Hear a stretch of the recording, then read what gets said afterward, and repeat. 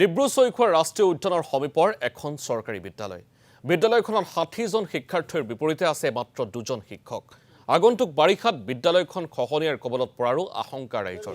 সময় থাকোঁতেই উপযুক্ত ব্যৱস্থা ল'বলৈ সংশ্লিষ্ট বিভাগক আহ্বান জনাইছে অঞ্চলবাসীয়ে।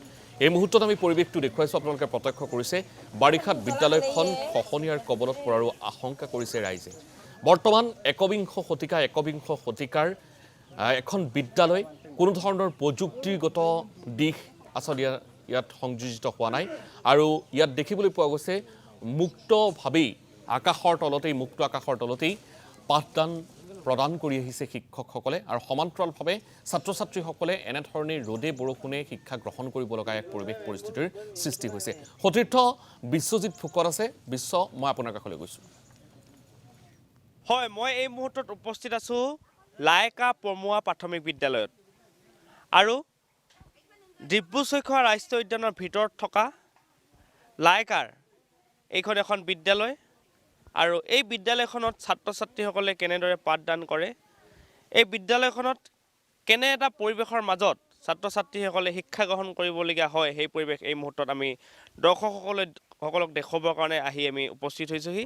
আৰু বৰ্তমান সময়ত পৰিৱেশ মই দেখুৱাইছোঁ প্ৰায় ৮০জনতকৈ অধিক ছাত্ৰ ছাত্ৰী থকা বিদ্যালয়খনত ২জন শিক্ষক আৰু বছৰটোত প্ৰায় ৫ মাহেই পানীৰ মাজত থাকে বিদ্যালয়খন।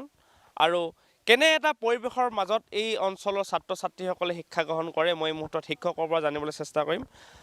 ছাৰ, দেখা পাইছোঁ এইটো এটা অতি ভিতৰুৱা এটা অঞ্চল।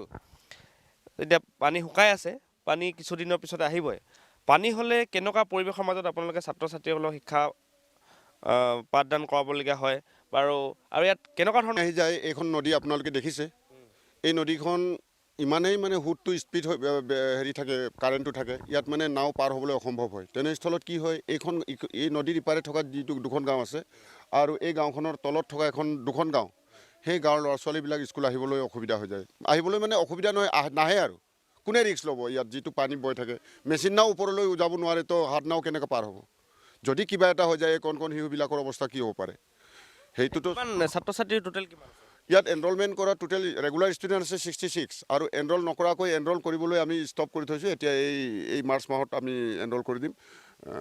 চব লগাই 80+। হয়, ঘৰ? মোৰ ঘৰ ফিলবাৰীত। থাকি লৈছে? হয়, মই ইয়াতে থাকোঁ। এতিয়া দেখা পাইছোঁ এইফালে পানী হয়, এইফালে খহনীয়াও আহি পাই গৈছে, বৰ বেছি দূৰ নাই। এতিয়া খহনীয়া আহি গ'লে এইটো হাৰত যদি আহিবলগীয়া হয়, তো এবাৰ বিদ্যালয়খন নাথাকিব। এইটোতো চবেই জানে আৰু যে কি বিপদটো কিমান ওচৰত আছে।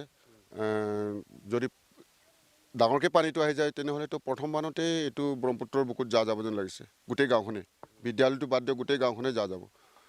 তো দেখিছোঁ আৰু বিপদটো, কিন্তু কি কৰিম? প্ৰশাসনে বা চৰকাৰে কি ব্যৱস্থা লয়, চৰকাৰে জানিব। 2জন শিক্ষকে আপোনালোকে প্ৰায় 60 ওপৰত 80 ছাত্ৰ ছাত্ৰী আছে, যেনেধৰণে শিক্ষাদান ছাত্ৰ ছাত্ৰীসকলক কৰিব লাগে তেনেধৰণে কৰিব পাৰিছেনে?